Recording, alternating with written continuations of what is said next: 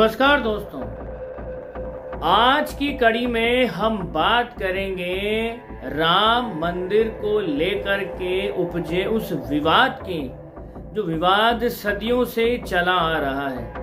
आखिर क्या है वजह इस विवाद की और क्या इतिहास है राम मंदिर का।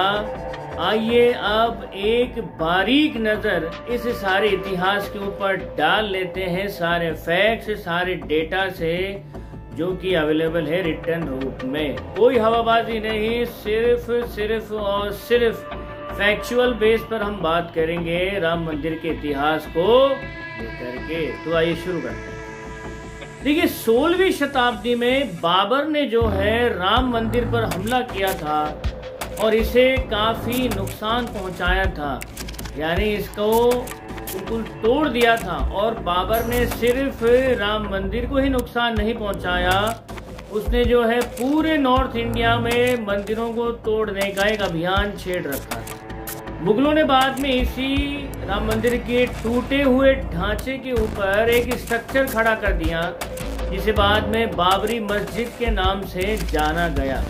यही विवाद का सबसे बड़ा कारण है। अब ये स्ट्रक्चर बनाया किसने है, इसको लेकर के बहुत ज़्यादा इंटरेस्टिंग जो है तथ्य हमें मिलते हैं, और वो तथ्य ही आपस में भाई साहब कॉन्ट्रास्टिंग है, वो मैच नहीं होते हैं। मैं आपको ऐतिहासिक तथ्य बता रहा हूँ सिलसिलेवार, आप खुद डिसाइड कीजिए कि ऐतिहासिक तथ्य पैदा किए गए थे या सच में ऐतिहासिक तथ्य थे। बाकी ताशकंदी, जिसे मीर बाकी के नाम से भी जाना जाता है, वो एक मुगल कमांडर था और मूल रूप से ताशकंद उज़्बेकिस्तान का वो रहने वाला था। वो अवध रियासत का गवर्नर था और उसी ने 1528 में बाबरी मस्जिद बनवाई, जो बाद में हिंदू मुस्लिम झगड़े का सबसे बड़ा कारण बनी। डेट याद रखिएगा, 1528 में यहाँ पर बाबरी मस्जिद का बनना पाया जाता है मीर बाकी के द्वारा। अभी मीर बाकी नाम आप ध्यान रखिएगा, अगर मैं इस पर स्ट्रेस डाल रहा हूँ तो मीर बाकी, असल में उसका रियल नाम था बाकी ताशकंदी। आइए आगे बढ़ते हैं। अब बात करते हैं मीर बाकी नाम का कोई कमांडर था भी या नहीं था। तो बाबरनामा में विस्तार से एक कमांडर का जिक्र मिलता तो है, जिसे बाकी ताशकंदी के नाम से जाना जाता है। बाकी ताशकंदी के अलावा उसे बाकी शागवाल, बाकी बेग और बाकी मींग बाशी मीन्स कमांडर ऑफ 1000 ट्रूप्स, उसके नाम से भी जाना जाता है। बाबरनामा में किसी भी मीर बाकी नाम के कमांडर का कोई जिक्र नहीं है। ये बार बार मैं मीर बाकी क्यों कह रहा हूं, उसके पीछे लॉजिक ये है कि बाबरी मस्जिद के अंदर शिलालेख मिले थे। उन शिलालेखों में बाबरी मस्जिद का जो निर्माण है वो मीर बाकी के द्वारा करवाया गया है, ऐसा लिखा हुआ है। तो यहाँ बाबरनामा के अंदर मीर बाकी नाम के किसी कमांडर का उल्लेख ही नहीं है। बाकी ताशकंदी का जरूर उल्लेख है, लेकिन यहाँ पर भी जो है मीर बाकी के नाम का कोई उल्लेख नहीं है। अगर उसने सच में ये बाबरी मस्जिद बनवाई थी तो जो इंस्क्रिप्शंस बाबरी मस्जिद में मिले उनमें बाकी ताशकंदी नाम इंस्क्राइब्ड होना चाहिए था, ना कि मीर बाकी। अब और हम तथ्यों पर गौर करेंगे रिटर्न फैक्ट के साथ में, तो आपको पता चलेगा कि असल में वो क्या रहा था। इतिहास में ऐतिहासिक तथ्यों से छेड़छाड़ हो रही थी और किस लेवल पर हो रही थी, आप खुद इस चीज को जज करिए। तो बाबरनामा में मीर बाकी के नाम से कोई जिक्र है ही नहीं। मीर का मतलब होता है प्रिंस, और बाबर का तो एक ही प्रिंस था, हुमायूं। तो मीर बाकी कहाँ से आ गया।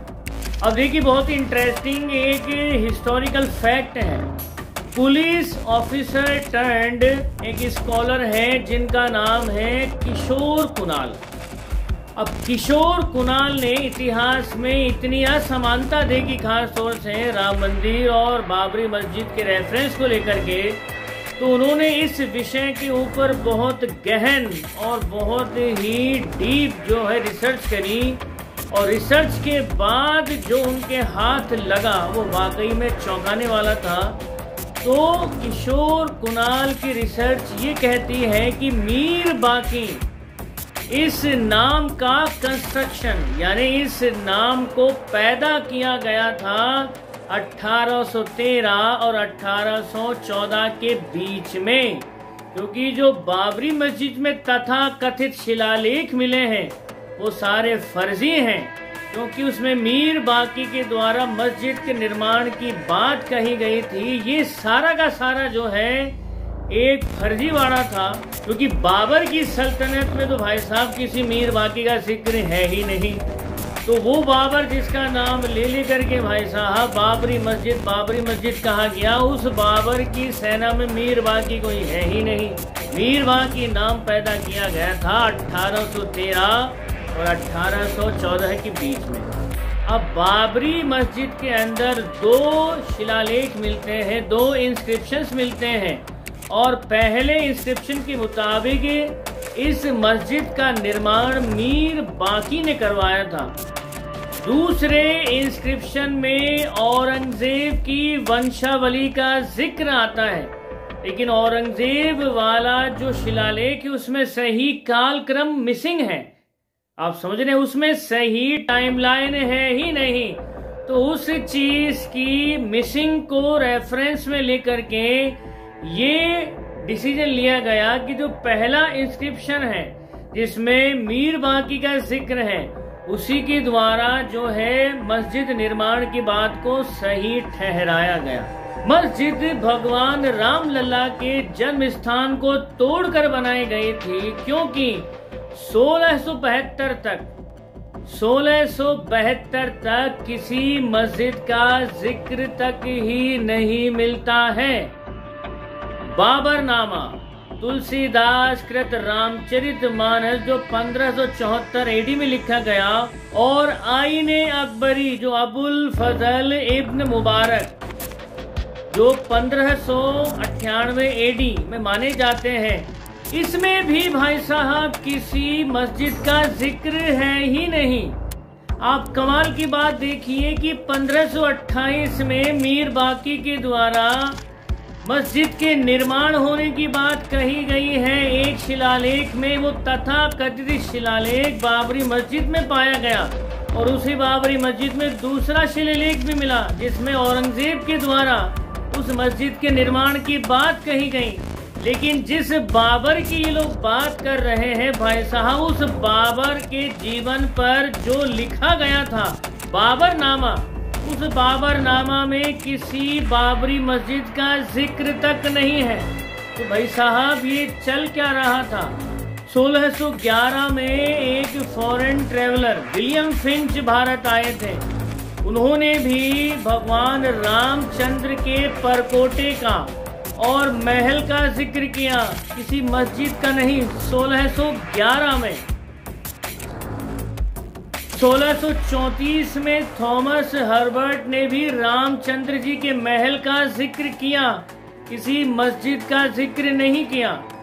1672 में पहली बार मस्जिद के जैसा स्ट्रक्चर दिखाई पड़ा, लेकिन वहां भी लाल दास अवध विलास ने उस लोकेशन को राम लल्ला का जन्म स्थान कहा।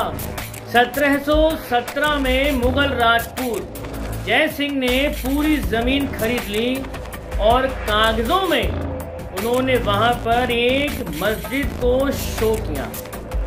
अब रिसर्चर किशोर कुणाल कहते हैं कि बाबरी मस्जिद के क्लेम्ड इंस्क्रिप्शन फर्जी हैं और ये सब 1813 में प्लांट किए गए थे। 1528 में संभावित मस्जिद के निर्माण के संदर्भ में, और ये इंस्क्रिप्शन लगातार बदलते रहे। अब ये भी कोई बात नहीं है, अब ये भी कोई तथ्य और बात नहीं है कि एक इंस्क्रिप्शन अगर मिल गया तो प्रमाणिक है। ये लगातार बदलते रहे, कभी मीर बाकी, कभी औरंगजेब, कभी क्या तो कभी क्या, और यही चीज शक पैदा करती है उस चीज की प्रामाणिकता को लेकर के कि भाई साहब यहाँ दाल में काला नहीं, पूरी दाल ही काली थी। 1877 में सैयद मोहम्मद असगर जो मुतावल्ली थे, गार्जियन थे बाबरी मस्जिद के, उन्होंने फैजाबाद के कमिश्नर के द्वारा कोर्ट में एक पिटीशन फाइल किया कि दरवाजों के ऊपर केवल एक ही इंस्क्रिप्शन है, अल्लाह। अब कमाल की बात यह है कि ब्रिटिश सर्वेयर थे जिनका नाम था फ्रांसिस बुचानन। इन्होंने पूरे क्षेत्र की जो है डिटेलिंग कर रखी थी, पूरी इसकी जो है हिस्ट्री उनके पास में थी, यहाँ क्या था क्या नहीं था। और कमाल की बात यह है कि फ्रांसिस बुचानन की किसी भी रिपोर्ट में, किसी भी सर्वे में, किसी भी दरवाजे के ऊपर अल्लाह शब्द लिखे होने की बात ही नहीं है। तो ये शब्द आया कहाँ से? तो यही बात रिसर्चर किशोर कुणाल बार बार कहते रहे हैं कि जो मुस्लिम पक्ष है उसके दावे, उनकी दलीलें, उनके सबूत जो है, उनके शिलालेख लगातार बदलते रहे हैं, लगातार बदलते रहे हैं। 1889 में 1889 में आर्कियोलॉजिस्ट एंटन फ्यूरर ने दो इंस्क्रिप्शन की बात कही। पहला इंस्क्रिप्शन ये कहता है कि बाबर के खास मीर खान ने इसका निर्माण करवाया। दूसरा इंस्क्रिप्शन कहता है कि इसका निर्माण इस्लामिक कैलेंडर के मुताबिक 930 AH रैंडी ऑफ बाबर ने करवाया, जो कि तुर्की या चीन के राजा के बराबर की हैसियत रखता था। 930 AH का समय 1523 AD का टाइम फ्रेम है। ये वो समय है जब बाबर भारत में आया भी नहीं था, लेकिन बाबर के भारत में आने से पहले बाबरी मस्जिद बनकर के तैयार थी। Is this a kind of a joke? तो इस प्रकार से जो भी इंस्क्रिप्शंस सबमिट किए गए, ये प्रमाणित करने के लिए कि साहब यहाँ पर बाबरी मस्जिद थी, उन सारे के सारे इंस्क्रिप्शंस की हवा निकाल दी फ्रांसिस बुचानन के उन सर्वेज ने, जिनमें किसी भी किस्म के जो है उन चीजों का जिक्र नहीं था जिनकी बात मुस्लिम पक्ष ने कही थी। तो इस प्रकार से जो इंस्क्रिप्शन बाबरी मस्जिद के अस्तित्व को लेकर के पेश किए गए थे, उन सारे के सारे सबूतों की, दलीलों की हवा निकाल दी ब्रिटिश सर्वेयर फ्रांसिस बुचानन की सर्वे रिपोर्ट ने, जिसके अंदर कहीं पर भी किसी भी किस्म के इस्लामिक इंस्क्रिप्शन का उल्लेख ही नहीं मिलता राम लल्ला के जन्म स्थान के किसी भी स्ट्रक्चर पर। तो दोस्तों, आज के वीडियो में हम इतना ही लेंगे। राम मंदिर और उससे जुड़े विवाद की कहानी में हम और फैक्ट्स को पेश करेंगे हमारे नेक्स्ट वीडियो में। आज के लिए इतना ही। तो आप खुश रहिए, मुस्कुराते रहिए। जय श्री राम।